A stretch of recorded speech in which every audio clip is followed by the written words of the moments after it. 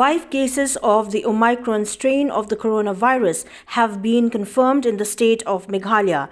As per sources received from the Health Department on 4th January 2022, 2 cases have been confirmed in SAIDEN village of BHOI district, 1 case each in LANGKYRDING, LAITUMKHRAH and Happy Valley localities of East KHASI Hills.